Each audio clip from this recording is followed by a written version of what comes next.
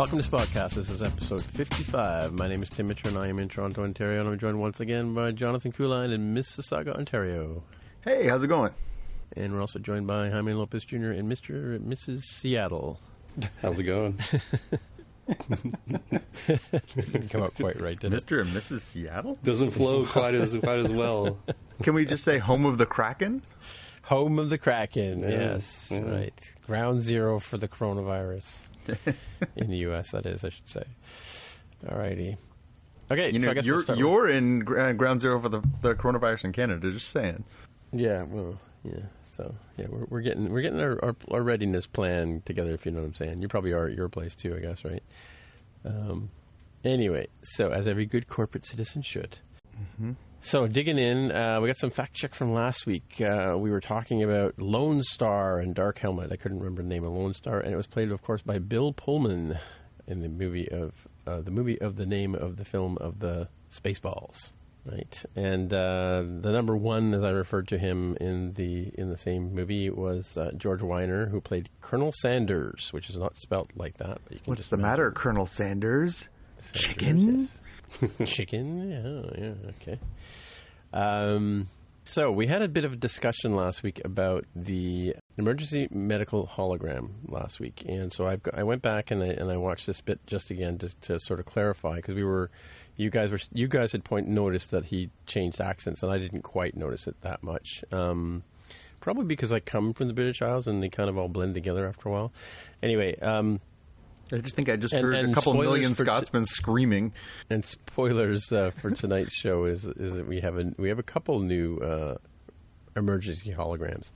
Anyway, so Rios character, the actor who plays Rios is actually the guy who portrays the holograms. I didn't quite catch that at first, but maybe you guys did. But to me, it just kind of seemed like a strange-looking bearded guy. But it turns out that the emergency medical hologram has a British accent, and because Rios says to him, a little while later, "You are an emergency hologram. We no longer have a navigational emergency." When he's talking to the Irish version, which is the emergency navigation hologram, which you guys were right about in the fact that those are distinguished that way. So. And they're both placed, like I said, Rios, the emergency medical hologram, and the emergency navigational hologram are all played by Santiago Cabrera, actor. And, of course, we found out today, and spoilers for those of you who haven't seen the show already, but while you're listening to this podcast, we have a couple more incarnations of that, and a little bit of comic humor. But I won't steal that from Jaime. I'll let him lay that joke out for you. We also talked about Hugh, who is the executive director of the Borg Reclamation Program. I mentioned that, and you guys didn't catch this, but I did that last week. All of the Romulans are in the disordered ward, is what they call them. I picked up that name from tonight's show, actually, because they mentioned it again on the show on this week's episode. And I also we were talking about Mr. Spock and how he was able to sometimes stare into bright things, unlike other people. And so the episode I was talking about is There Is No Truth in Beauty, and it was Diane Muldhar who played the Doctor on season 2 of The Next Generation. She was in Star Trek, the original series, twice.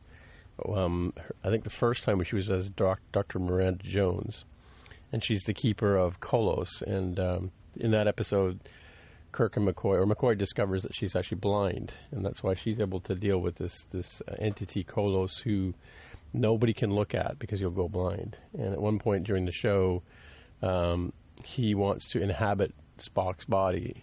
Of course, Spock volunteers to do that because it's kind of a variation on the mind meld. Puts on a red visor, has Kronos take over his body. But a little while later, when Kronos is actually going to go back into his box, he doesn't put the visor back on. So Spock ends up looking into Kronos and going temporarily blind. And I think, Jaime, was that the one episode you were thinking of where Spock had this sort of special eyelid or whatever? Yeah, that was my vague memory of him having, he's not, blinded for the rest of his life because Vulcans have this other eyelid. Defense, yeah.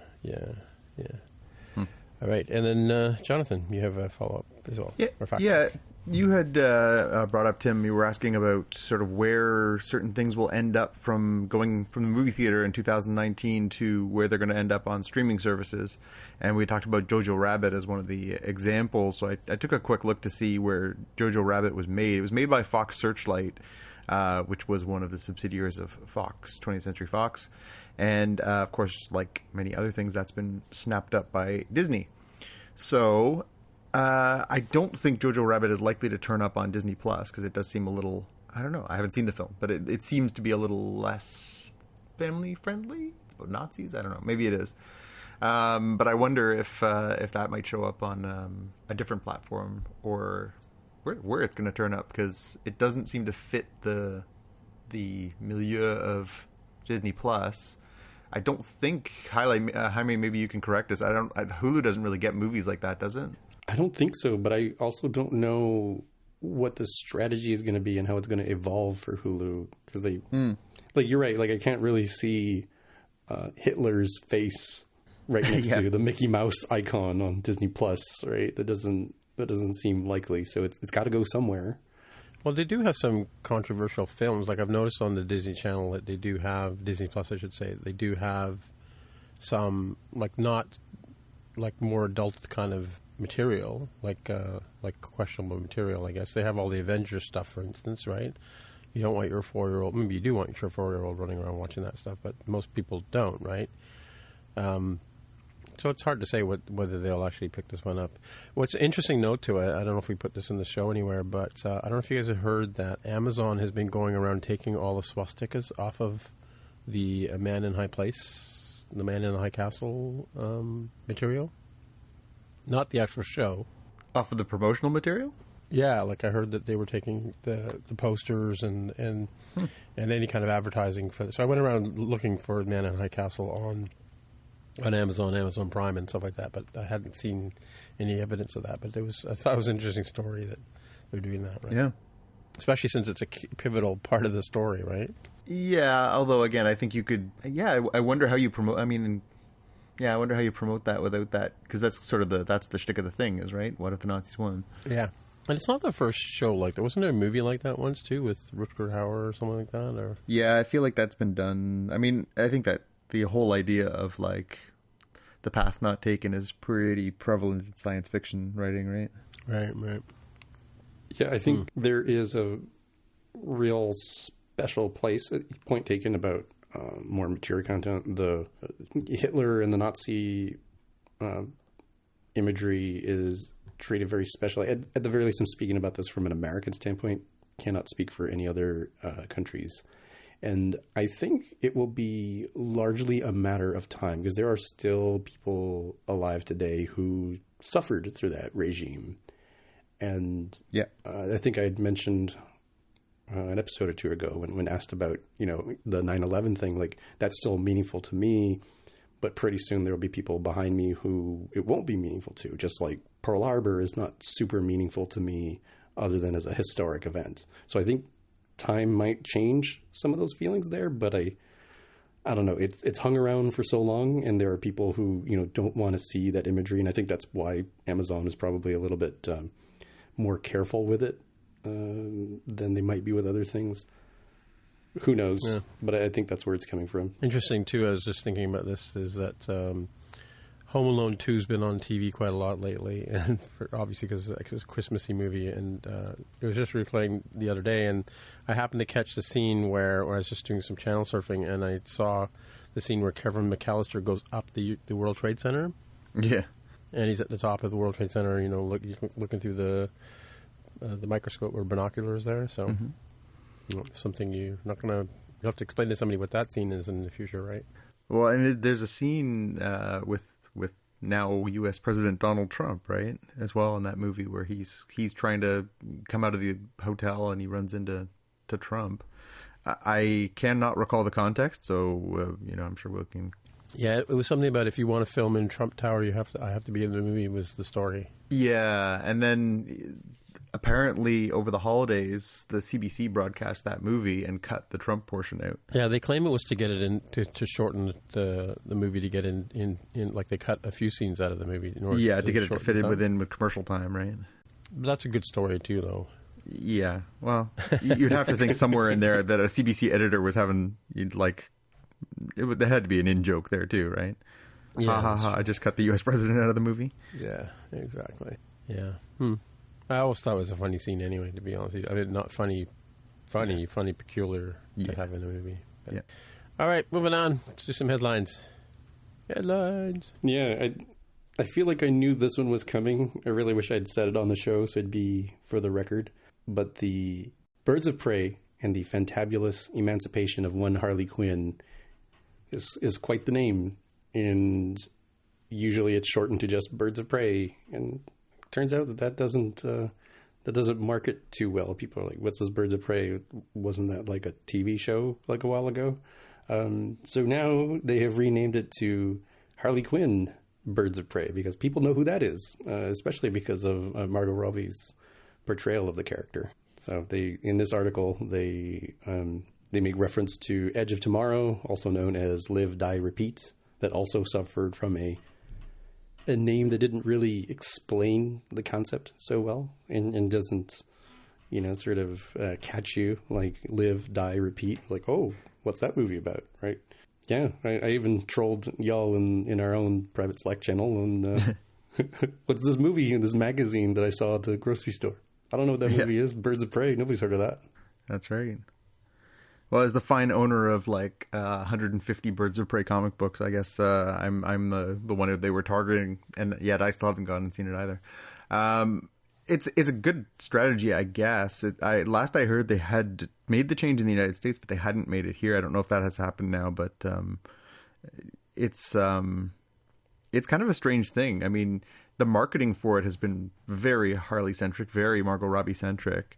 So even just recognizably, like, you'd think that would have clicked, but apparently not. So you want to do the next one, Tim? I think you get bragging rights on the next one. Oh.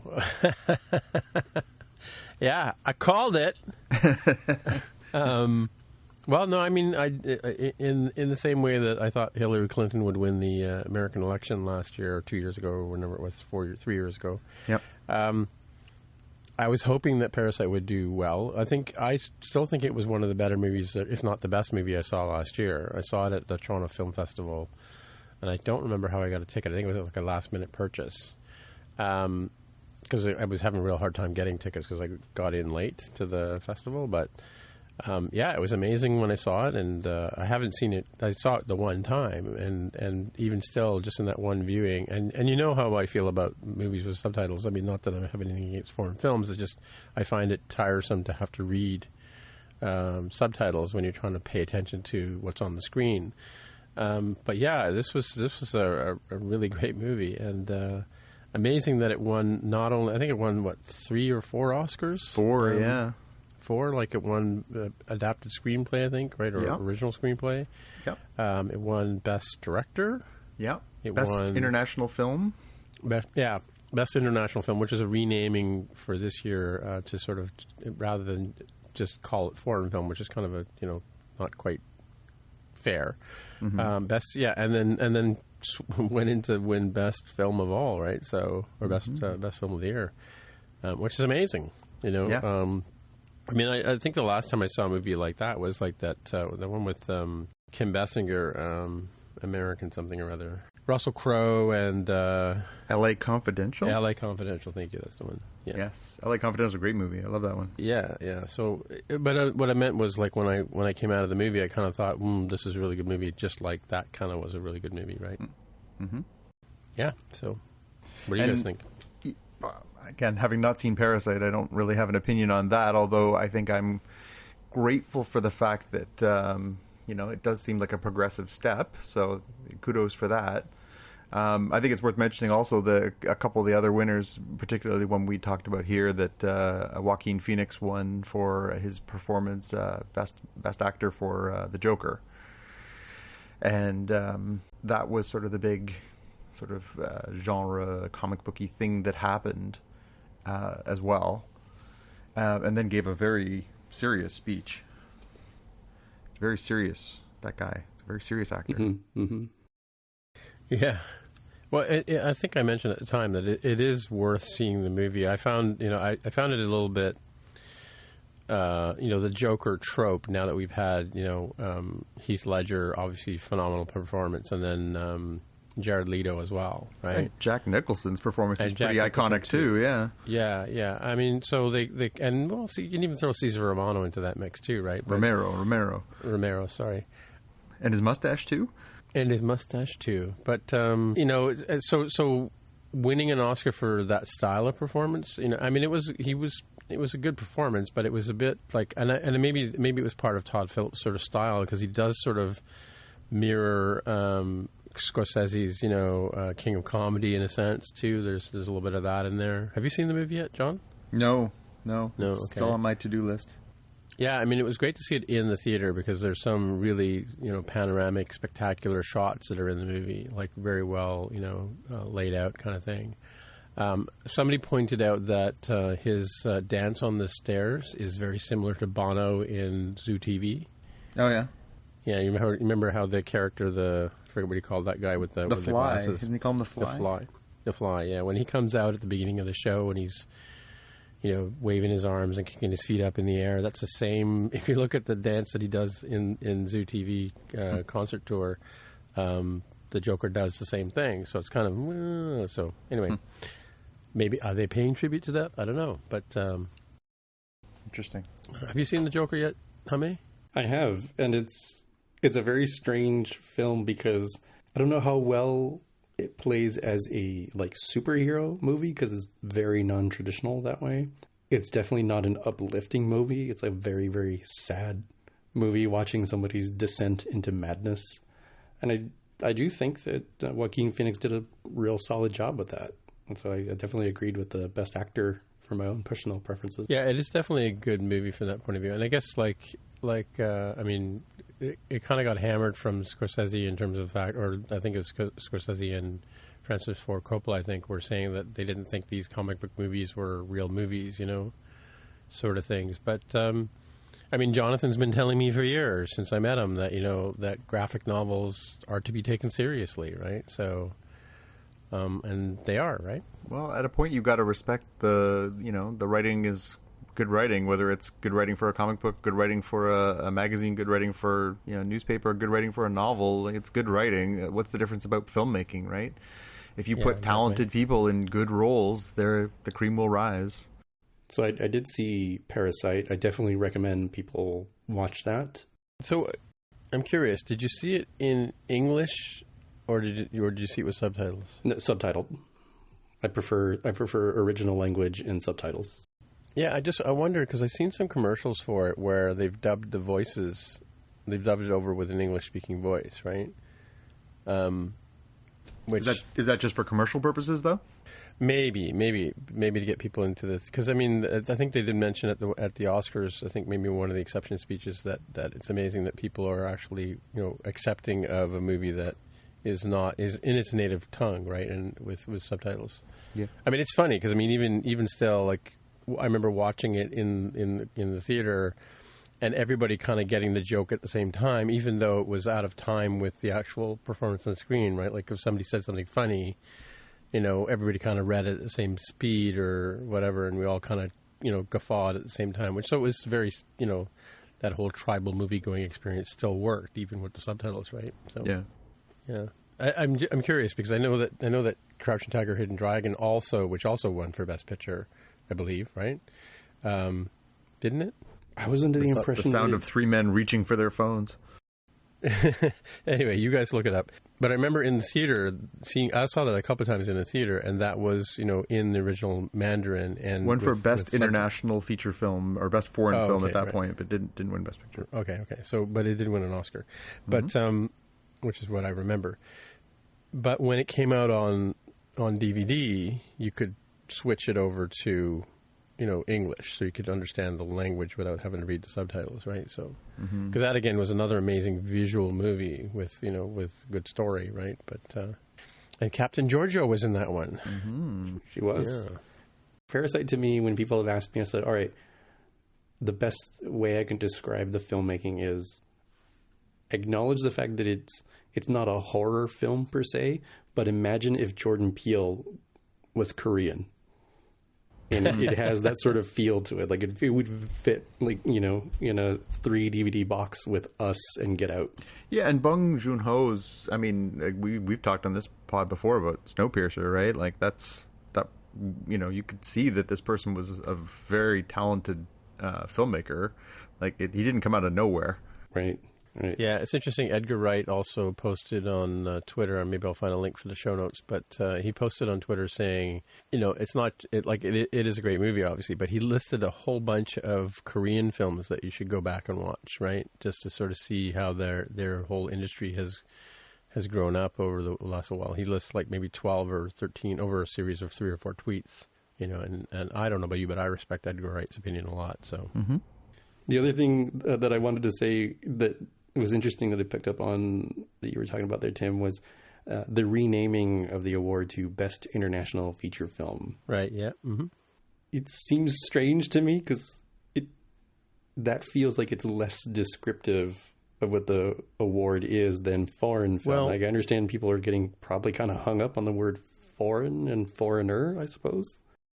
So here's my question to you then. Does that mean that an American film could win that award? That was going to be my lawyer moment of like, is the United States not international or considered as part of international? I mean, your international is less descriptive. You have an International House of Pancakes too. Come on. You know. Yeah. I'm like, all right. So foreign film, you know, foreign sounds, I suppose, offensive to some, but I'm like, it is foreign to Hollywood. That's sort of the idea there, right? Like, I don't know. I feel like they need to rename it again to something, you know, non-Hollywood film. So they should just call it so that. going back to What about the stuff they filmed in Toronto? Is that still a Hollywood film? Is that Yeah. where I does guess the it depends producer on where the live? money comes from. Yeah, well, but even then, like there are people who are financing movies. You know, our Canadian government finances movies. well, that's or it. Canadian And media there's credit. Chinese nationals who are funding a lot of movies right now, right? Yeah, True, yeah. true. I mean, come on. I mean, you'll get no argument here that maybe the, you know, 10-cent funded movies shouldn't qualify, you know, like Transformers and other things. Like maybe they shouldn't qualify. They should be shoved into that international feature film category. Well, it's sort of along the same lines of, like, I think I was sure at one point that they dropped Best Actress as a title, or they were talking about it, because, you know, like, it's kind of Best Actor who happens to be a woman, you know, kind of role. Yeah, I think it's a terminology has certainly been spreading. There are a lot of women in Hollywood who refer to themselves as actors now. Yes, but exactly. And comedian. Comedian versus comedian, and all the sort of, you know, gender appropriated things. But I don't think they've made any official changes at that level. But right. Yeah, I was thinking that as I was watching the thing, the Oscars the other night. I was thinking, I wonder if we would ever get to a point in time where gender just doesn't become a factor and we nominate the 10 best performances. I mean, really, what happens if down the road we end up with people who are, you know, non-binary gendered? True. It gets really tricky, and it'll be good if we ever get to that point as a society. The unfortunate near-term consequence if they ever dissolved it, or I guess combined it into a singular Best Actor award, is I would worry that we'd end up with the same situation we had this year with Best Director, where like no women were nominated. Right? Yeah, I guess you could expand the category too. Yeah, you could expand the category like they did with the Best Picture too. Instead of having 5 Best Actors and 5 Best Actresses, you could have 10 Best Actors and have them be of whatever gender they identify as. Right. But they tried that in the previous years where they had multiple, like 10 movies were nominated for Best Picture, and that was just a nightmare, right? In terms of like which one could possibly win. Well, like I mean, you said, the expansion that they did, right? They expanded from, it was 5 Best Picture nominees, and then there was a lot of blowback because they weren't nominating anything that anybody outside of, you know, Hollywood were really watching a lot of.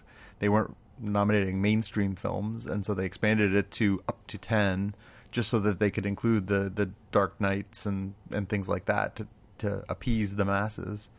But then, how many of those movies have won since then? Like one?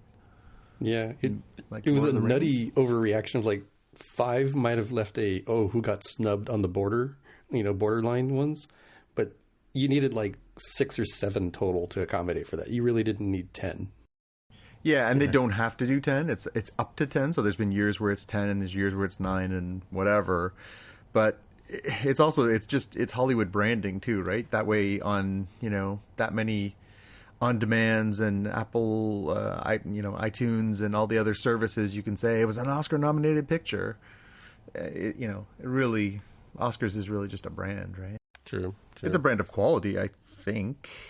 Can we say that is a brand of quality? I guess it's a reputable brand. Yeah, I think that's probably in Joaquin Phoenix's acceptance speech. He kind of questioned, what the whole Academy, not naming the Academy, but naming the people who in that room who have the voices, as he said, to lift and make change in society, right? Like, I think he was sort of alluding to the fact that there weren't any women directors nominated. Mm-hmm. There weren't a lot of actors of color involved, right? So, and also Chris Rock's classic line in his non-host thing where he talked about the fact that the vaginas are missing, right? That's right. There's something missing from all the directors this year, vaginas. Yeah, vaginas. Yeah. And well, I guess we'll leave it with this one too. A friend of mine told me this joke today, which I hadn't heard till, and it took me a minute, of course, because I'm slow. That even though the Oscars had no host this year, Parasite still won. Bravo. I think I told it wrong, but whatever. You get the idea. All right, let's move on to. Well, staying with an Oscar theme, just a couple more things that were interesting notes. So this one I thought was really interesting, and this came from a tweet, which I thought was really, astute. But it pointed out that so Avengers Endgame obviously was the biggest blockbuster last year. It was not lauded greatly from the Oscars. It was considered obviously a popcorn movie, but it was nominated for Best Visual Effects. Which it lost to 1917, which I have not seen 1917, and I do want to see that. It does look like an excellent movie, but I did find that somewhat surprising. But in losing that, it became the highest grossing movie of all time that didn't win a single Oscar. And so any movie that has come out and claimed the title of highest grossing film of all time, and there's a list here and we'll have it in our show notes. Gone with the Wind, Sound of Music, Godfather, Jaws, Star Wars, E.T., Jurassic Park, Titanic, Avatar, all 9 of those that came out in the year they came out, zoom to the top of the all-time box office list, they all won at least one Oscar. And Avengers Endgame, right, which is now the all-time highest grossing movie, won none. Wow, crazy. Yeah, I honestly, I can't. Again, I'm sure the effects for 1917 are fantastic. Sam Mendes is a great filmmaker, and I expect the quality to be very high. But man, some of those scenes at Endgame, it's amazing to think that wasn't the winner, because some of those scenes were dazzling. Yeah, there was not one visible guy wire or piece of 2x4 pushing out somebody, like there was, like from that, they were visually stunning, like, every single scene, right? Yep. I did it. It's the closest thing that I've ever seen to like a comic book come to life. Like those scenes towards the end when it's sort of the good versus evil, and they're just these two armies coming at each other, and that it's obviously large portions of it are computer generated. It's breathtaking. Anyways, I thought that was an interesting note. And this is the other thing that I saw from the Oscars that made me just laugh. So the day after the Oscars, many people were online pointing out that Kelly Marie Tran had a little intro to do when she was on the Oscars. And they added it up, and she actually had more lines in the Oscars than she did in the Star Wars Episode 9. Mm-hmm. And she was on screen in the Oscars for maybe a minute, which is really funny. And they said the timing was actually pretty close too. She actually she was on 80 seconds of Star Wars Episode 9. Right. And, wow. Yeah. So again, it's obviously it's a little bit catty to point that out, but I thought that was a really funny follow-up to people saying, it's funny that this actress who kind of got hacked out of Star Wars got more screen time when she came to present an Oscar. Well, it's funny that, because you're right. Immediately, as soon as I saw her, I thought, oh, there she is, she's actually on the show. And, after what happened at the Star Wars Oscars, but yeah. Yeah. All right. She didn't get a medal either, though, but I just want to point that out. Yeah, they'll rectify that in 42 years. Yeah. All right, what's next? I got another one here with... so Sony is still continuing to produce Marvel-related movies. They, of course, own the rights to Spider-Man and associated characters. And while they have a deal to continue to put Spider-Man in the Marvel Cinematic Universe, they are pushing forward with other movies. They have Morbius, which is a vampire... character from Spider-Man that's going to be coming out later this summer, speaking of Jared Leto. And they're also going to have Venom 2 later this year. It's coming out in October. But they announced this week that they put a movie on their slate for October 8th, 2021, and they have not said what it is.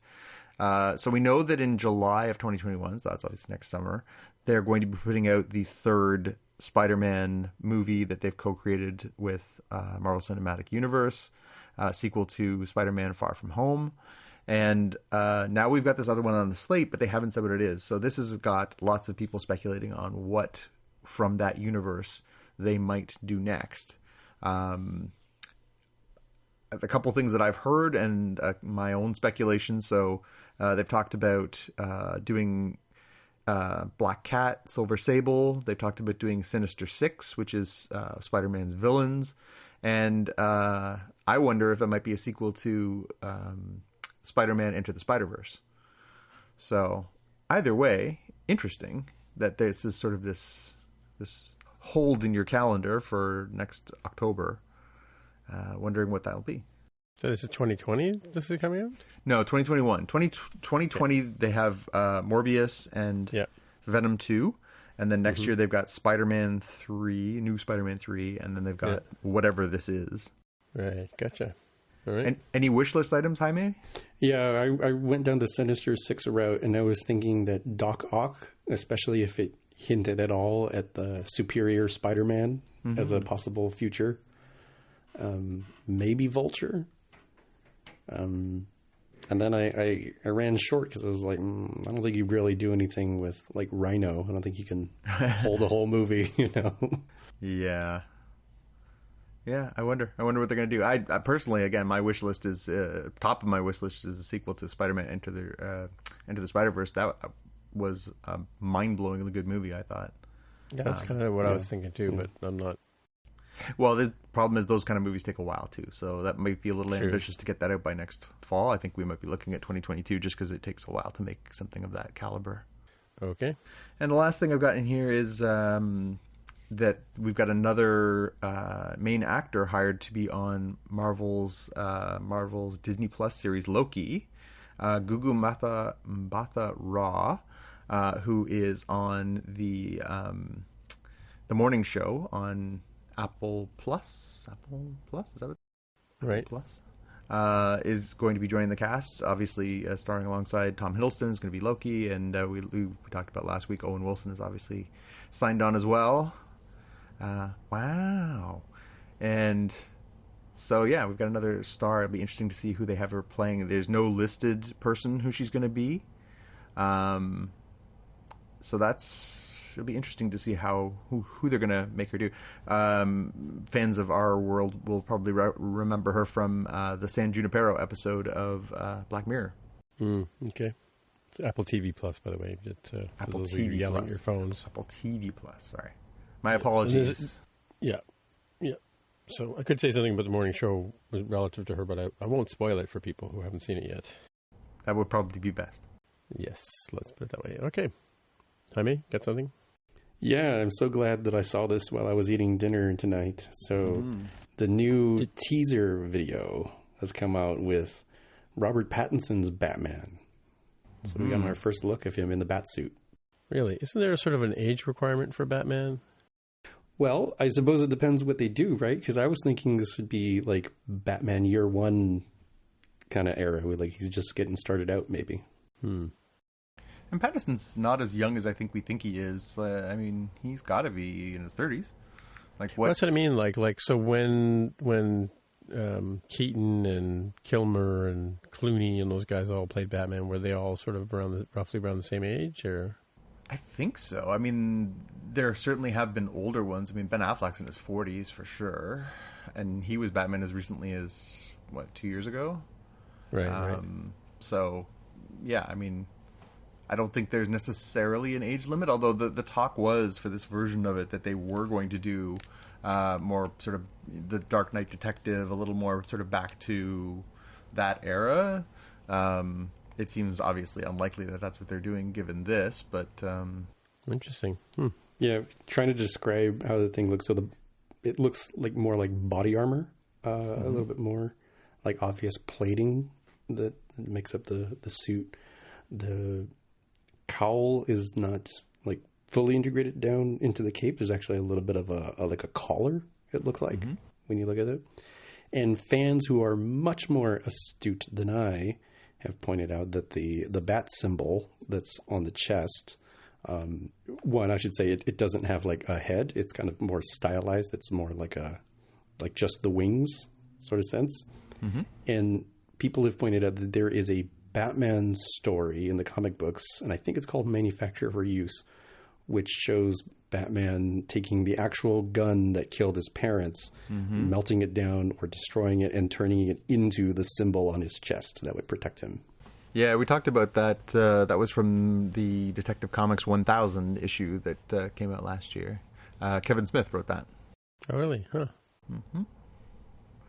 Yeah, it to me, when I looked at the pictures and the little video that they put online, it's about a 1 minute video. I mean, it's dark. It's not crystal clear, but it looks very much more like that sort of throwback style. It looks very sort of 1940s noir sort of era kind of version of that. Again, I think, well, obviously we'll see more of it, but I don't have any objections. There's no nipples. I think that's a win. That's a huge win. Did I ever tell you the story that when I was 6 was the first time I ever saw television, and it was in my grandfather's house, and I was only allowed to watch one TV show a week? They were ahead of their time. Huh? They were ahead of their time. Batman? Sorry. So, go ahead. Yeah, I chose Batman. Adam West Batman was the show I chose to watch. I think I must have seen other shows, or because I knew about the Thunderbirds and stuff like that at the time too. But yeah, that was my you're allowed to watch one show. This is it. Yeah, a long time ago. Jaime's right though. It's the pioneers in limiting screen time. Alrighty, so here we are. The main purpose of this show is to talk about this week Star Trek Picard, Season 1, Episode 4, Absolute Candor.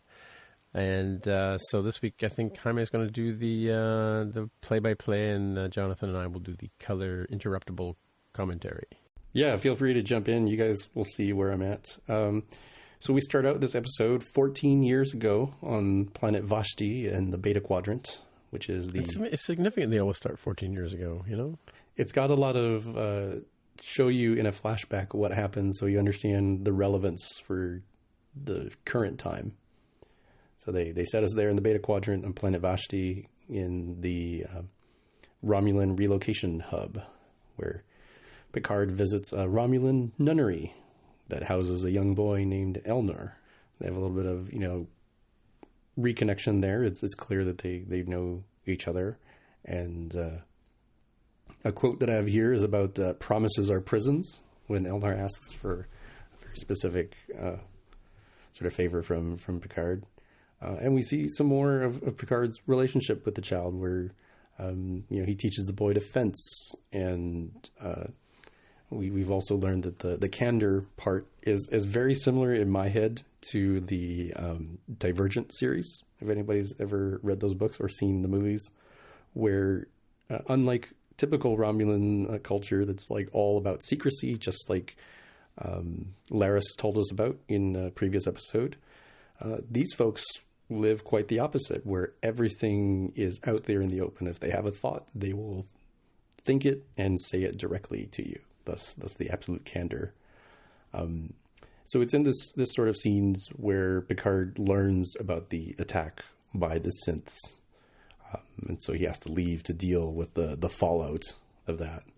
And it's a huge bummer for Elnor, who, from what we can tell, sort of seems to have this father figure-like attachment to Picard. Even though, as one of the nuns says, Picard doesn't like children. He finds them this huge bother, right? Yeah. And then we switch to the present day, where Rios and Jurati are on La Sirena, and they're chatting about, hey, it's kind of weird you like these paper books. What are you reading? I used to live with a guy who liked books, and it was my father. And Rios apparently is reading a book that sounds pretty depressing. It's about the existential pain of the consciousness of death. So a real light reading right before bed, I'm sure.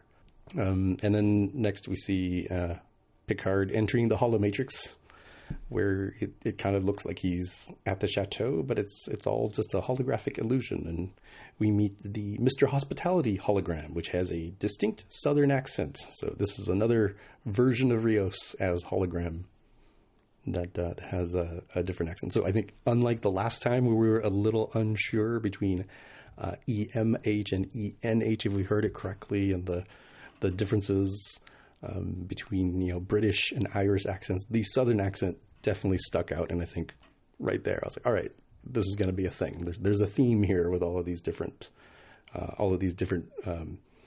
like self avatars that have different voices. And somewhere in here in my notes, I put that Raffi, Rios, Jurati, and Picard discussed the insane idea of going to Vashti.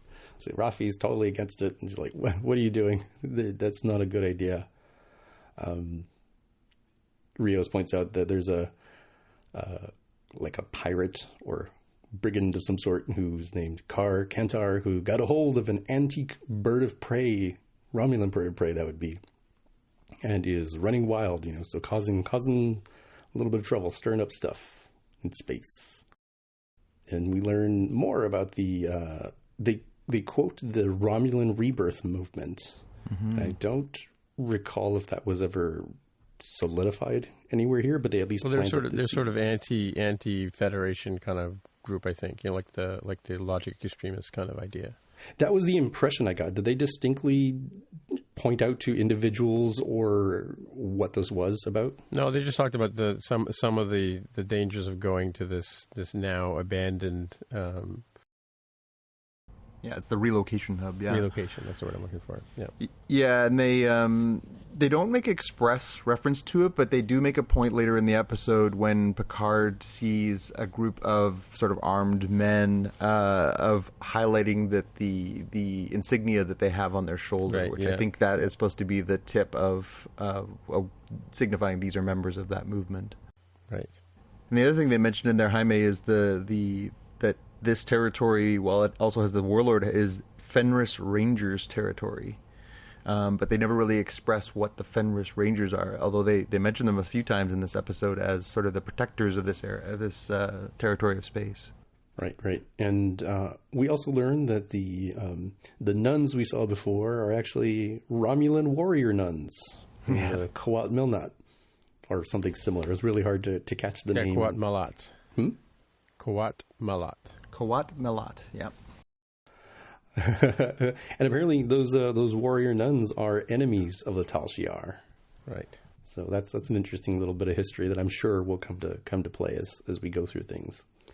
And then we switch scenes altogether and locations altogether, and we're back on the Borg cube and the reclamation project. And Soji's watching a video of Ramda, the individual she went to go meet last time, who was previously Borgified and not anymore, but as Tim pointed out, was in the, what did you call it? What kind of ward was it? Disordered ward? Yeah, disordered. And Ramda is talking about something that's basically the equivalent of the end of the world, Ragnarok. I think they call it Ganmadan, the annihilation of all life. Yep. The day of annihilation. Right. So even more sort of, mystery and intrigue around this prophecy and how it relates in any way sort of to the synths. And they make another reference to the term the Destroyer, too, which we heard last episode. Yeah, and I wish I typed down the name. It was like, it's not Icheb from Voyager, but it's a very similar sounding name. It's like Cheb something. Yeah, I think I have it written down from last week's episode. What do you call it? The Cheb Yub Yub. Oh, yeah. You are the Webchineb? Webchineb? Yeah, Webchineb, yes. That sounds similar. Yeah. Yeah, but she makes the same reference where she says this day of annihilation will be brought about by the Destroyer. And that makes Soji's ears perk up, having just been accused of being said Destroyer. Yeah. So we come back to the crew of La Sirena, and they've arrived at Vashti, which has a security grid that was what's purchased. So it's keeping folks out except for very small windows that allow for communication and possibly transport. Apparently, using Picard's name did not impress the people of Vashti at all, and they're like, no, go away. We're not going to let you in. But it's implied that maybe they could bribe someone, and I'm not clear if that's what happened here, because Picard just beams his way straight up in there. So yeah, they did say you need a cash gift might go a long way. Yeah, so they implied but didn't actually show any sort of, greasing of palms. Mm-hmm. Yeah. Such as it may be. I think the smile on Rios' face is supposed to indicate that was the solution. Right. So Picard, kind of tries to say hello to people in Romulin and isn't getting a whole lot of love, and he sees the aforementioned people hanging out at like a Romulans only cafe, and Picard goes to see the nuns, and he meets a now much older grown man, young man, Elnor, and that's all I wrote about that scene, because now we switch back over to the cube. And we see Ramda unconscious there, and Soji's attending, and Narek comes along and schemes and woos, as he is wont to do. And he and Soji end up doing ritualistic Borg ice skating on one sort of weird, very cold, I suppose, slick area of the cube. Are they supposed to be like sliding on their socks like kids do? Sock sliding. Yeah. But I guess it's ice skating, but it's probably more like ice dancing, I guess, would be more appropriate, since the Olympics are the wrong Olympics, but the Olympics nevertheless are coming up. Mm-hmm.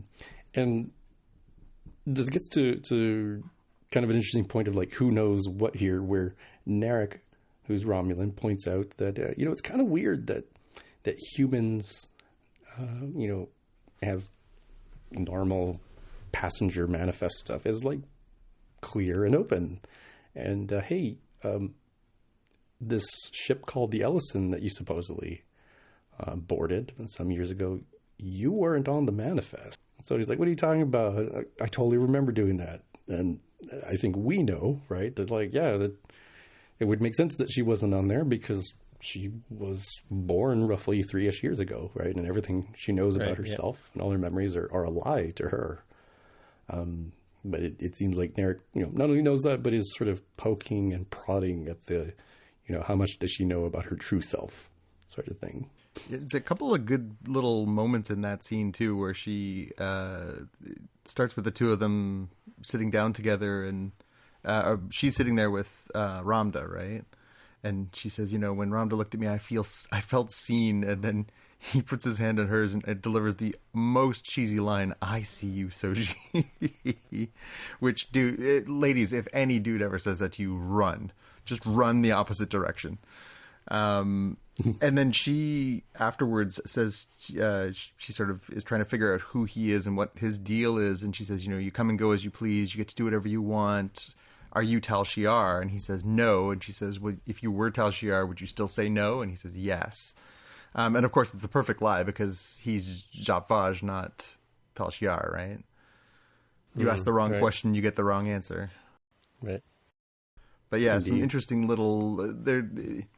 It pays off a little bit further again in this episode, too, where, we're supposed to think that he is playing her and she's the ingenue, but clearly they're kind of both playing each other a little bit too. Right. As his sister points out, right? Mm-hmm. Yeah. That will sister in air quotes, because we haven't really established that that's true either. Yeah, but I don't know if it's sister or what. But it's a little gross, is what it is.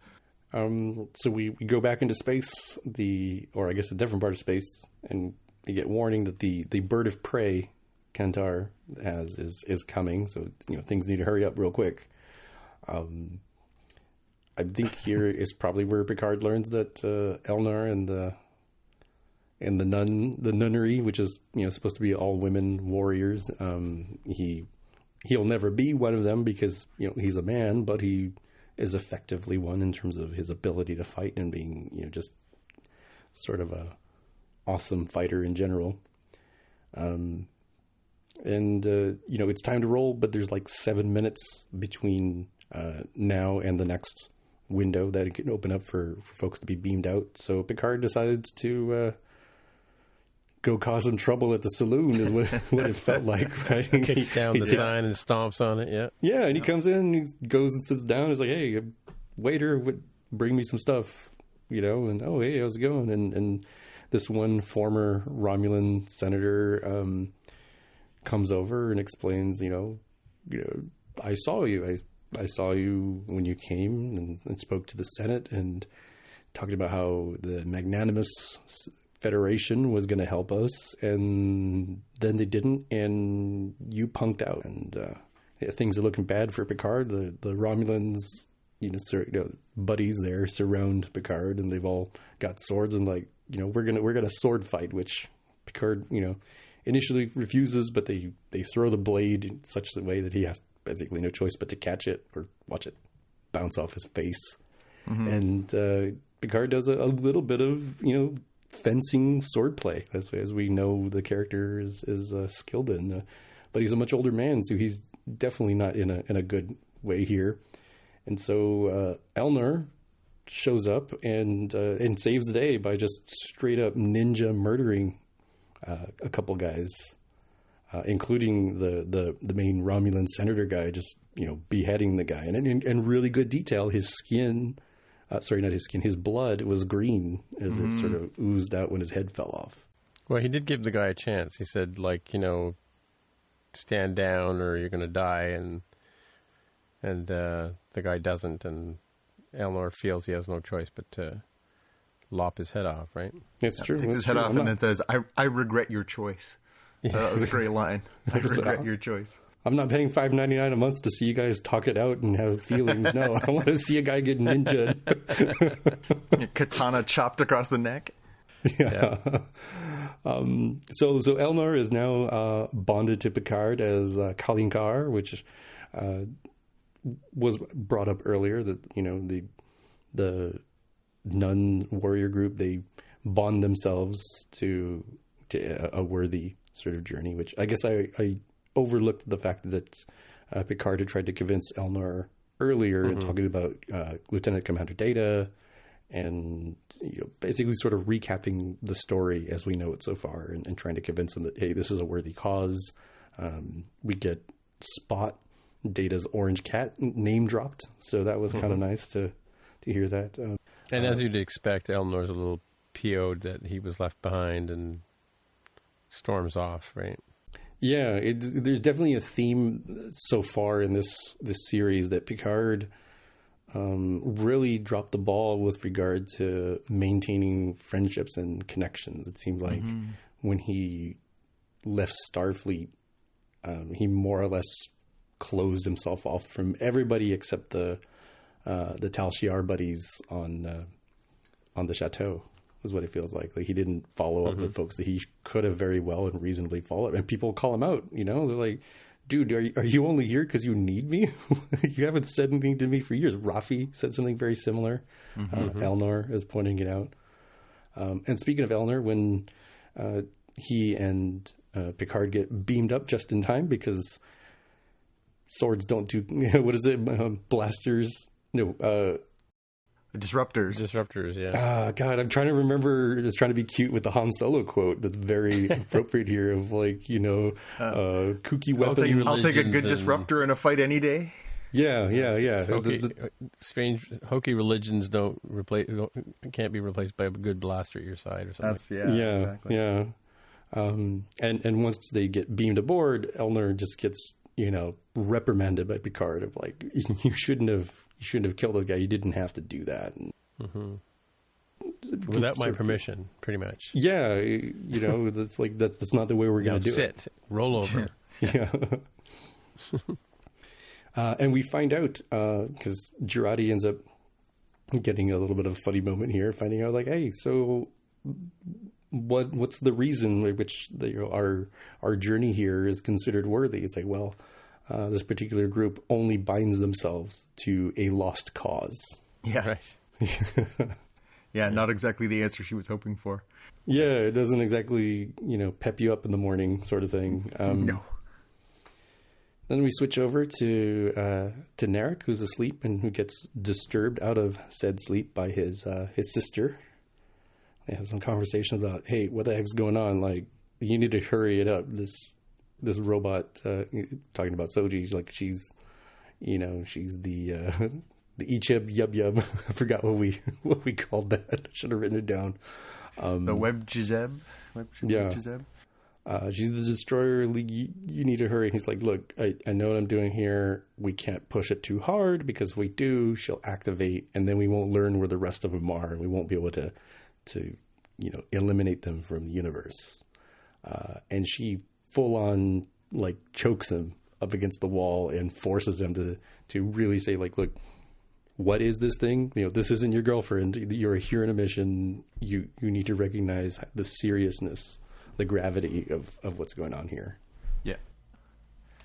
And she raises that same thing we talked about before. It basically says, she may seem like a naive young woman, but she's acting out on a mission here. She's here for a reason. This isn't, she's not an ingenue. She's smart. And she's doing stuff that shows she's smart. Yeah, and I would guess just given that she's synthetic, one might wonder if subconsciously she's being driven by some grand master plan that she may not be aware of, that she's just a puppet for. Yeah. Then we get some pew pew pew as the old school Romulan bird of prey in all its HD glory attacks La Sirena. And Tim, I'm kind of wondering, since you saw the original run of TOS, what were your feels when you saw this? It was interesting. I think the Romulan bird of prey is, I think, one of the first first alien ships that Kirk has a battle with in the original series. Like, I don't know if you remember the series where the guy who played Sarek plays a Romulan commander, and Kirk and him have a sort of Moby Dick chasing each other through. They do like a cop chase through on this episode, and Kirk's trying to chase them down, and he ends up destroying their ship, but it's a bird of prey that he's chasing, like in the Enterprise, right? So that goes back a ways. And I do remember when I was a kid, I had a Klingon, the Klingon, not the bird of prey. What was the Klingon ship before the bird of prey? I had the one D7? of those models. Huh? The D7 with the long skinny neck. Yeah, those sort of like a bulb on triangle the end of body. it. Yeah. So I had one of those as a model because I couldn't get an Enterprise one, but I think I might have enjoyed the bird of prey one because it had the Roman eagle on the side as well, right? So I had to go back and watch that episode. I wasn't really paying attention. I did notice it did definitely look like a bird of prey. It was very familiar to me, but again the high res glory kind of threw me off too, right? So. And how they laser the wing off too, or the nacelle on the side. Yeah, it was, to my eyes, it seemed very faithful. It seemed very similar to the way the USS Enterprise was shown in Disco, where you can tell the shape is, the basics are the same, but it's been updated with modern sort of textures that you would put. Yeah. On I did notice CGI. It did look a lot bigger than I might have imagined it would be in real life, right? Like, I always thought a bird of prey was a sort of small, sort of Viper kind of class ship, but there's one scene where it's sort of flying over top of them, and you see in scale how big it is. It's kind of like, it looks like it's got a round section, which is kind of almost not quite as big as the saucer section on the original Star Enterprise, but you get the impression it's a big ship, right? I've always thought they were much more smaller and agile than that. But that was pretty impressive. Yeah, it's hard to get a super sense of scale with this relative to other things because we don't have a great sense of how big La Sirena is. It seems like it's certainly not like a runabout, but it's not as big as even like Voyager and the USS Enterprise original one. You could sort of tell the scale between that and the Romulan Bird of Prey, but we haven't seen any ship close to the hero ship of this series. What was that ship they had on Deep Space Nine? It was sort of a smaller ship. The Defiant. Yeah. Yeah, I don't even get the impression it's that big, but I think it's smaller than Defiant for sure, but it's bigger than a shuttle, right? Yeah, it'd be interesting to see if at some point they give us some sort of scale for that, because even when it was flying around the Bird of Prey, it was clearly smaller than the Bird of Prey, but still hard to get a read on exactly the dimensions. Right, and the hero who comes into the scene, which Jaime hasn't got to yet, but that'll come up because what we also see is we're collecting them all, right? So there's another Captain Rios based hologram. Well, so what I was I wasn't talking about him, but I was just saying about the ships though, because there's another ship that comes into the battle, and it's even smaller than it seems the But I think it's supposed to be a one-person ship, right? Obviously smaller. Right. So. Yeah. Right. So Rios pulls up the Spanish-speaking Emmett as the gunner, so tactical, maybe an ETH. I don't know if they stated that, but it would make sense that a tactical hologram that's you fly and I shoot sort of thing. And he doesn't seem to do much shooting at first, right? Yeah, I guess it depends where the weapons are. Like we haven't really seen like the schematic layout of the hero ship to see what it is. I mean, it seems more like like a Millennium Falcon, which I think is pretty appropriate given the way they've presented Rios to us. It seems more like that sort of class of ship versus being like an arm to the teeth USS Defiant or a flying hotel in space like the USS Enterprise D. Mm-hmm. So there's a lot of unused space inside this ship, I have to say too. It doesn't I find that that where they sit on the bridge and that whole sort of back area. Like, what is that about? Like, could they not put storage stuff in there? Like, it's like I kind of get the impression that the spaceships would be much like more confined than these ones tend to be. It's hard to tell with this one so we see the hollow matrix thing, right? The fake Chateau Picard that it can create. We see that there's a lot of holographic crew members, so they probably don't need much quarters for crew, and it's unclear if the rest of that volume of body is for storage, shipping, smuggling. Mm-hmm. Maybe it's the ballroom or something where they have their big cotillions and stuff. Carrying humpback whales, just in case. Yeah, true. Yeah. In case you never know when that'll come up. Yeah. I don't know.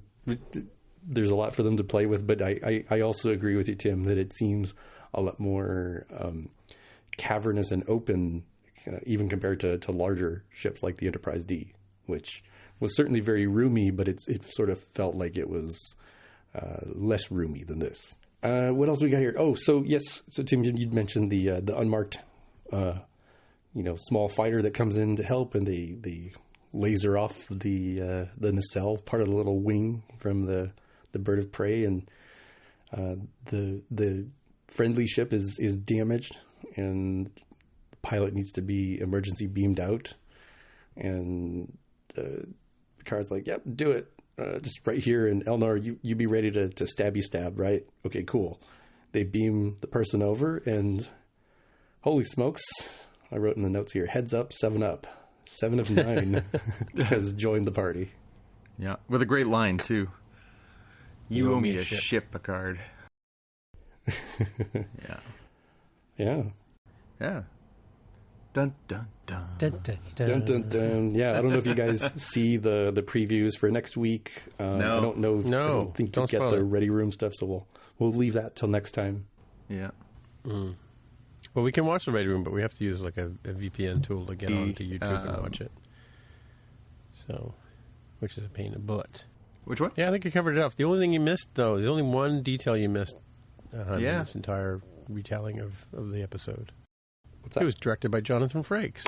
That's right. At the very beginning, they did, in fact, say Mr. Jonathan Frakes directed this episode. Mm-hmm. Yeah.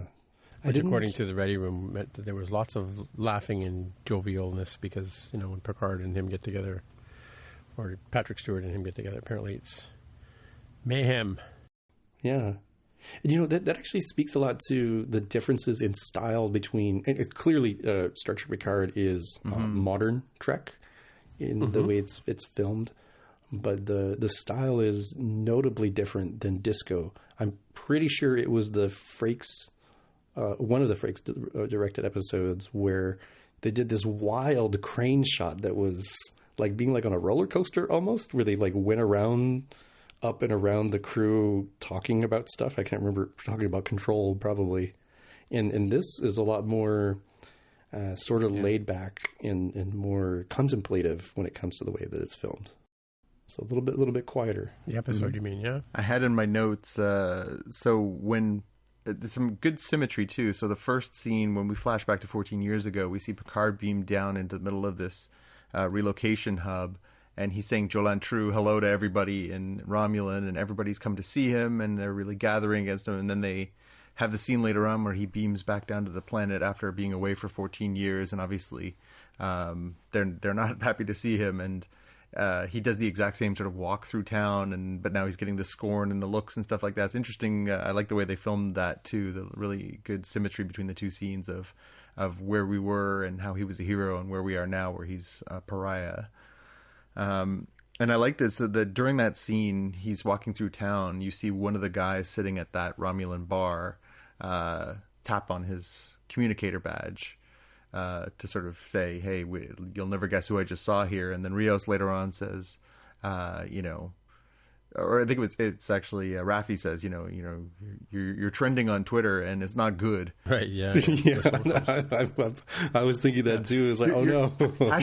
People are talking smack about Picard is going viral and it's not in a good way. Yeah, hashtag delete Picard, right? Yeah, that's right. That's right. Mm-hmm, mm-hmm.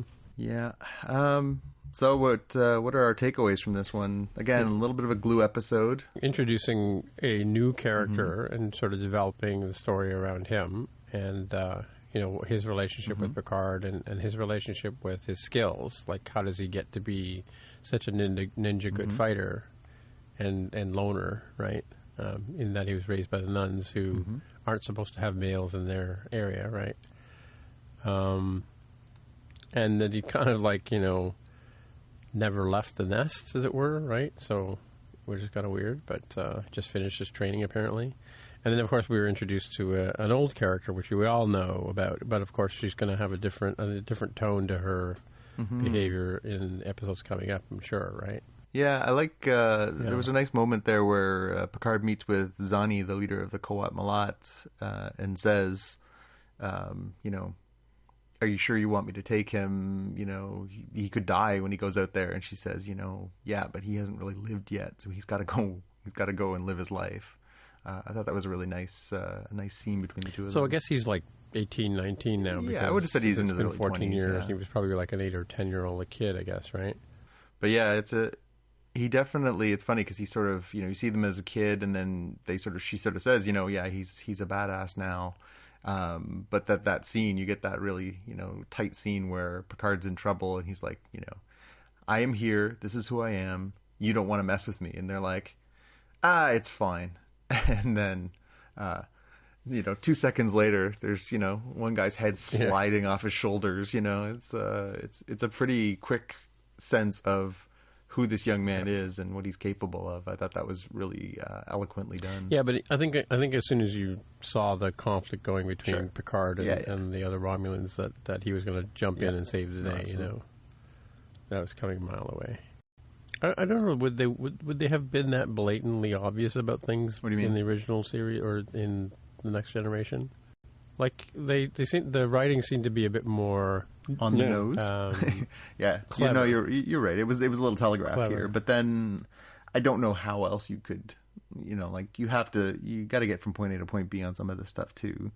It's a bit like in The Lord of the Rings too, like he's going in, I guess The Hobbit, where he's going and forming this clan of people who are going to go help him on this mission, right? So, I hope it doesn't turn out to be like your typical trope of of things like that, like, where, the Fellowship of the Ring or The Hobbit, where they just steal sort of plot points from those, right? I mean, and they reference the Three Musketeers at one point earlier too, which clearly Elmore is enamored by and sort of takes a little bit of a pattern after too. Yeah. Yeah, so he's the D'Artagnan, I guess, or maybe Picard's the D'Artagnan. Yeah. I like the other scene that I thought was really cute was that first one between Jurati and Rios, where she sort of comes in and says, so this is it, huh? This is space. Space is boring.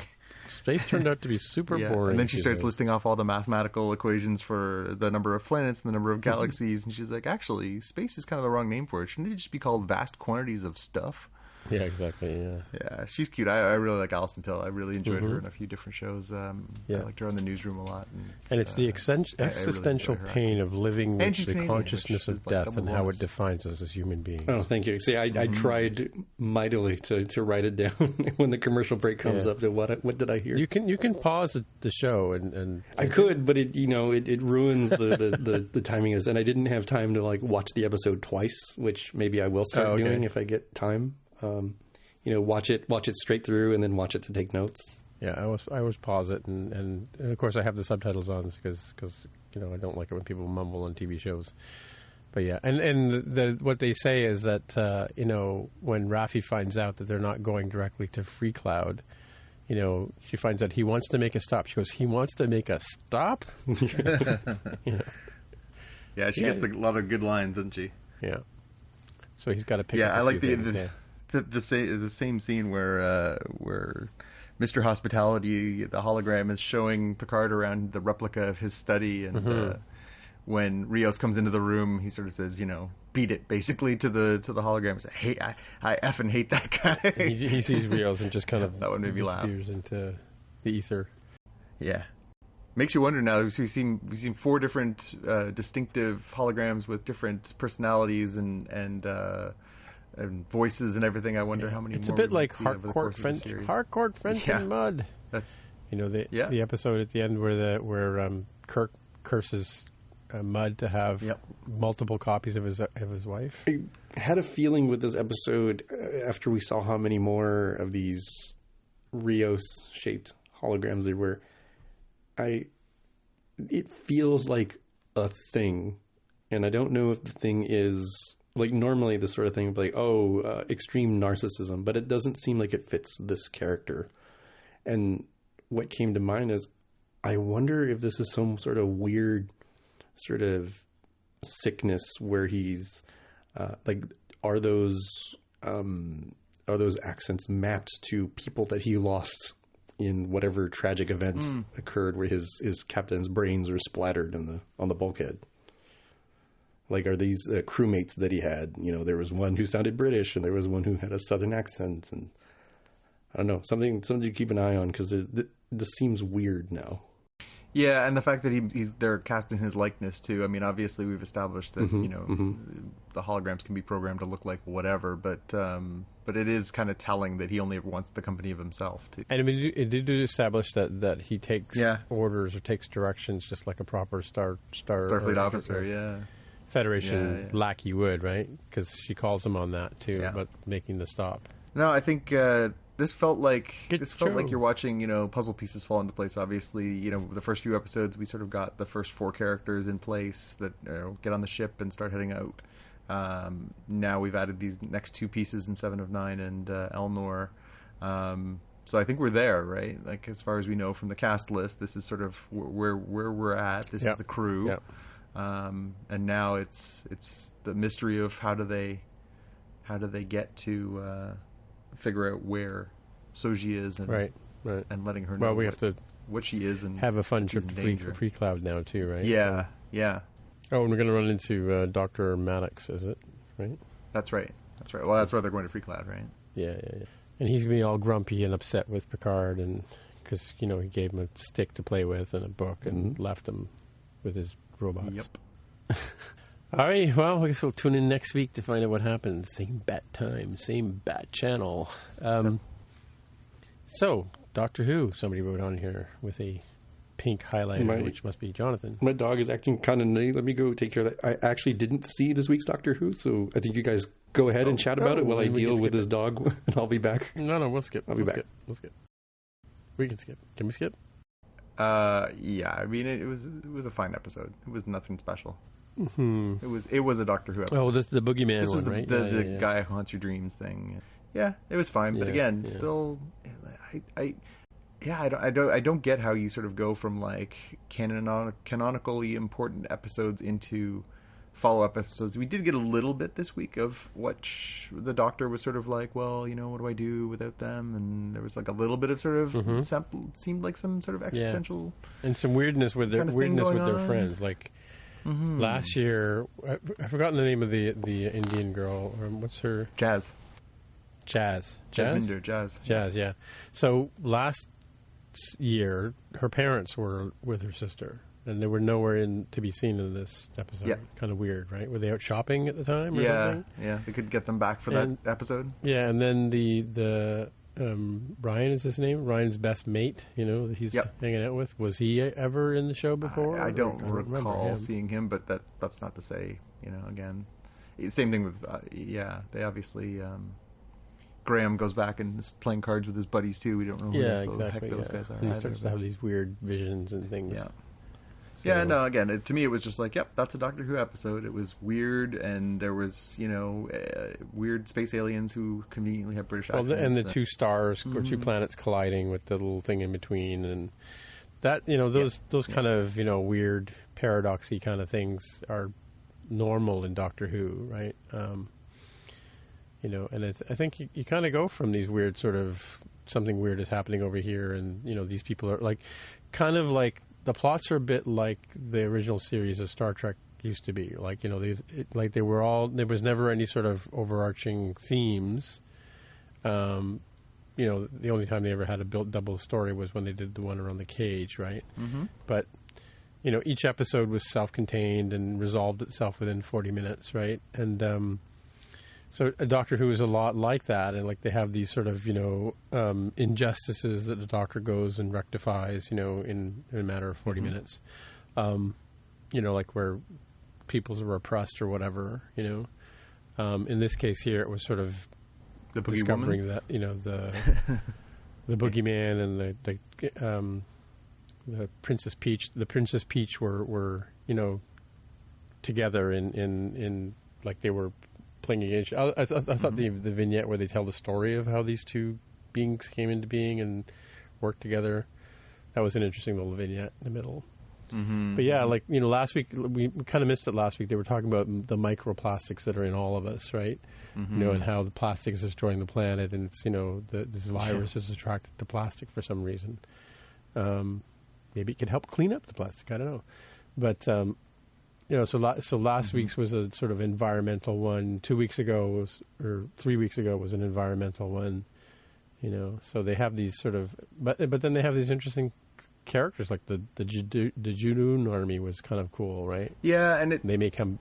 In typical Doctor Who fashion too, like the best part of the Adventures in Time and Space is that you can do anything. That's the absolute winning formula of Doctor Who is you can go anywhere, you can be anywhere. Right. It could be an alien story one week and a horror story the next week, and you can kind of do everything. So this week was sort of a little bit horror-y, a little bit sci-fi-y. Mm-hmm. Next week, I think they're going to do a Mary Shelley episode. Yeah. So it's interesting. It's interesting that like so Matt Smith and David Tennant and Eccleston and even Capaldi would have by now they would have had a Dalek episode. They would have had, although I think the Dalek got eradicated by David Tennant's Doctor. Yeah. Or in the Day of the Doctor, maybe I'm thinking, right? But they would have had the Cybermen at some point, although, Bill and the Cybermen I think Bill kind of ended the Cybermen by becoming a good Cyberman, right? And then, what else is there? So there's like the usual, the Screaming Angels, right? This episode was a bit like that. And the Master, of course. Yeah, and the Master, and then the other one is the big silent guys, the what are they called? The Silence or something, or the Horror, if they have a name.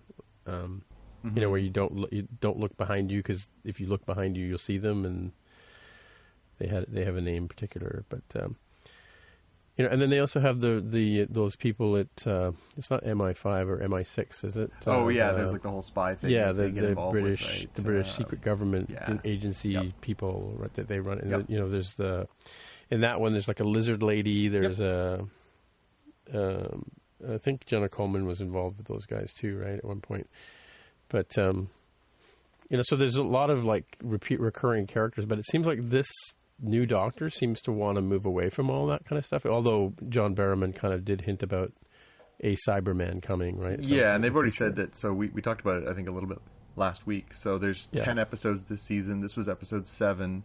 Next week is Mary Shelley. That's 8. And then But it's actually a Mary Shelley. You weren't being facetious. Oh, I'm not being facetious. She says, I think I see a Frankenstein thing. And they've already shown in the preview for next week's episode at the end of this week on CTV Sci-Fi. They showed the teaser that they are in fact doing a Mary Shelley episode. So next week's sort of a horror-y thing. And then they've already said that the last 2 episodes of the season are going to be Cybermen centric and sort of tie back into some of the stuff that we got into in episode 5. So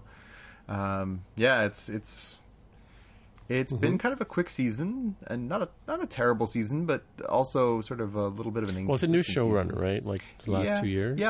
Yep, Christian Winnell, and so I guess it's to be expected that there's some changes and stuff like that. Although, you know, again, like I don't think I'll be. And then Jodie Whittaker I think she's starting to own the Doctor. I like her. I really do. I find her very, very charming. And you're right about the Yorkshire accents. They're great. They really are. All of their Yorkshire accents. Hers is by far the best. Again, I just want to sit and listen to her talk. But she's been really, really charming, and I'm really warming to Graham as a character. I sort of wasn't quite sure what to make of him during his first season last year. Well, as an actor, he's in the Law and Order UK. So he's a fine Jamie actor. Bamber. Remember Jamie Bamber, who played Starbuck from Battlestar Galactica? No, Starbuck. Apollo. Apollo, yeah, he played Apollo. So after he left Battlestar Galactica, he went in and he was in Law and Order and they were partners. They were like the cops, right? Yeah. And again, it was interesting to see the whole, you know, British police and British penal system or judicial system working compared to like how we have it here in Canada, or probably closer to Canada. Yeah, I think it's and how it is in the United States, right? So that was an interesting show, and that's where I first saw that particular actor, right? So I don't know. It's interesting. I mean, it's Doctor Who. It's always been sort of weird. Yeah, no, and that's again, you're like. I think it's actually a hallmark of the show that some episodes are almost like they can't be, right? Like they can really be they're ridiculous. They can be almost nonsensical, and I don't think that's like it's quite different. It's quite different than the shows I mean, they're closer now. These 2 doctors or last 3 doctors are closer to Tom Baker and John Pertwee's doctors, right? Yeah. In terms of the ridiculous, you know, plot lines and the fact that they just sort of seem to know everything all the time, you know. Mm-hmm. I did like the Doctor had a great line in this most recent episode. She says, you know, I think it's Graham says to him, you know, aren't you supposed to have a plan? And she says, my head is full of plans. I'm just fishing around for the right one. yeah. That was good. So it was a very, very Doctor statement. Yes, I was a very good threw line. it in the chat, but I guess you guys didn't see it. I didn't want to interrupt because I didn't see the episode, so I didn't. Sorry, I hope we didn't spoil too much for you, buddy. No, it's fine. It was. I don't think we didn't spoil very much. We didn't talk about the show. No, we were more talking about our overall impressions of the season so far, So only 3 more episodes to go. We got a preview for next week's episode, so it just seems like another sort of episode for a self-contained story, and then the 2-parter to finish. But Jaime's very respectful. Like he does this with Mark and myself, because Mark and I will get on the call early. Apparently Siri wanted to weigh in on this one. So that happens too a lot. But Mark and I'll be chatting away on some subject or whatever, and then we'll kind of wonder where Jaime is, and he's like, "Oh, I've been here the whole time." You can hear the ding when I come in, and if you're in the middle of a conversation, I don't want to disrupt it. He's like the Screaming Angels. Jaime is. You'll have to go. He watch who lurks in Seattle. You'll have to go watch some vintage Doctor Who to get the gist of that. Those are some of the best episodes. Alrighty, let's. So those are some of the best episodes. The Screaming Angels. Yeah. And the big. I can't remember what the name of those guys are. The big tall black. You know, they wear like a tuxedo and really sort of alien shaped. Yeah, they're like Slender Man guys. 9 feet tall. Slender Man. Yeah, exactly. Yeah. They're kind of creepy too. The Horror, I think they're called, or something like that. Anyway, I sense something for next week's. Pretty much. Fact check. All right, so let's hit the watch list, shall we? I mean, you're up first. Yeah, this one.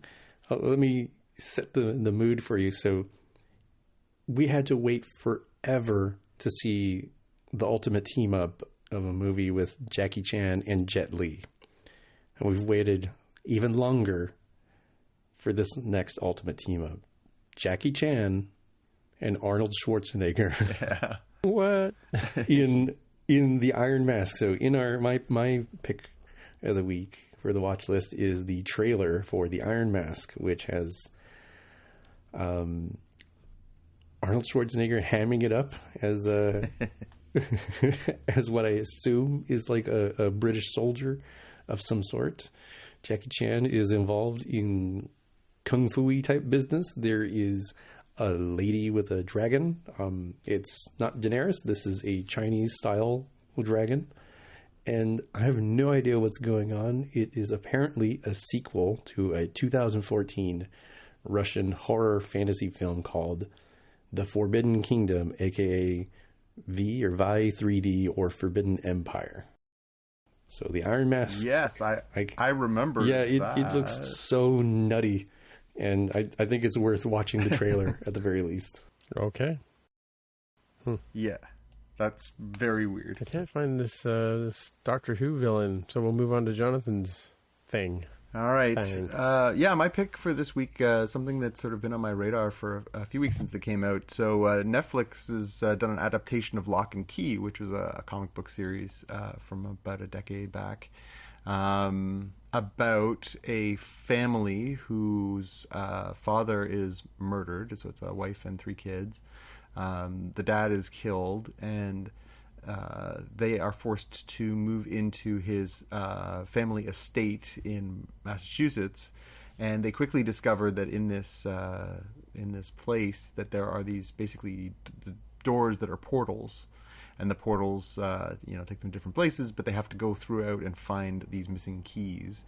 Meanwhile, there is obviously a nemesis that is trying to stop them as they go through it.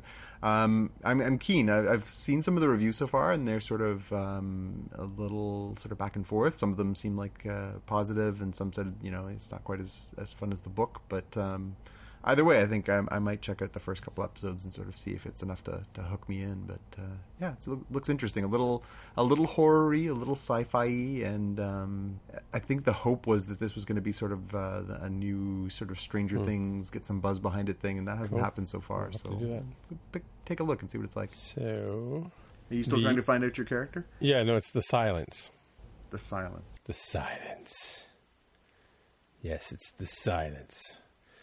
So I don't really have a watch list item this week, but I did mention, I think on this show or maybe the other show, More Than Just Code, I talked about something I've been watching on Apple TV. Since I've run out of shows on Apple TV to watch, there are some that I'm just not really interested in, but this one I stumbled across or saw some trailers for and started watching. It's called Little America, and each episode is a story about somebody who comes to America and through whatever reason has sort of an interesting story, and they're all based on true stories. So the first one's about a little kid who is with his parents, and they run a motel, and the parents I'm not sure if he's born in America or whatever, but his parents are deported back to India, and they have to go and reapply to come back to the United States, which happens a lot. But they leave the little kid as like a 10-year-old kid running the motel. Oh, I've seen the trailer for this. This looks really funny. So he runs the motel until his parents come back as an adult. So so it's funny. It's sort of a Home Alone 2 kind of thing. They leave him with a friend who really couldn't care about running the motel, but the kid, goes through sort of a bit of adventure. Ends up they still run the motel, and his parents do come back eventually, right? Another episode is about a young African man who ends up he's in a college or a university, and he's kind of annoying, and the professor of the class. He's intelligent. He's one of the most intelligent people in the class, but he's just an odd duck. Doesn't fit in.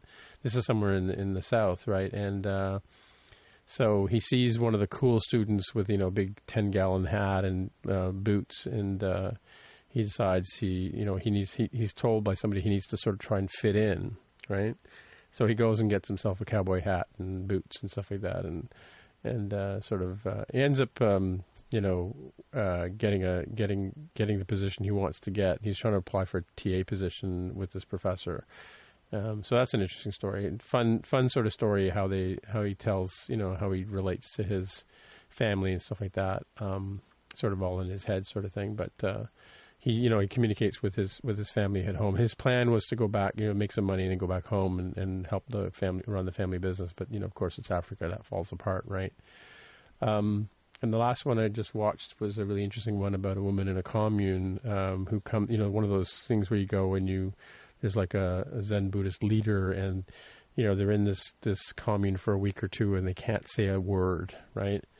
And it's all about how she's sort of like probably feeling like the rest of us and just not quite fitting into this whole sort of sitting there and meditating for 4 hours at a time kind of thing, right? And not saying a word to people, and there's a lot of interest in that story and all that kind of stuff. So that's a fun story. But so they're kind of catchy, internationally kind of flavored stories. So I'm not sure. There's probably like 8 or 10 of them, I guess. So I'm just working my way through them. They're pretty interesting, and they're called Little America. And the whole thing's an anthology. Yes, right? Exactly. Yes, little different stories and stuff like that. Yeah. With typical, cool. Apple. I don't know if it's typical Apple, but it's sort of Apple, sort of a very flavorish to it. There's nothing. There's no pew-pew and all that kind of stuff, but still, they're interesting stories. Alrighty, well, I guess that's it for another week. So, Jonathan, if people want to get in touch with you, where would they go? I'm on Instagram and on Twitter at JPG News. All right, and Jaime, if people want to get in touch with you? I'm on Twitter as @DevWithAHair. Alrighty, and my name is Timitra, Timmitra. On the Twitter machine is where you'll find me. So until next time, we'll see you in the future. Bye. Bye. Goodbye. You've been listening to the Spockcast podcast. This is Jean-Luc Picard. Shut up, Wesley. Sorry, say again. Just the tag. Gotcha. If you want to find out more about the podcast or see the episode show notes, visit the Spockcast website at spockcast.com. You can get in touch with us on the website or follow us on Twitter at Spockcast. If you have feedback or questions, send us a tweet with the hashtag AskSpockcast. If you like the show, please consider recommending us to a friend, writing a review on iTunes, or pledging any amount at patreon.com/Spockcast. You can find details on how to help us on our website, spockcast.com/sponsor us. Thanks for listening, and we'll see you in the future.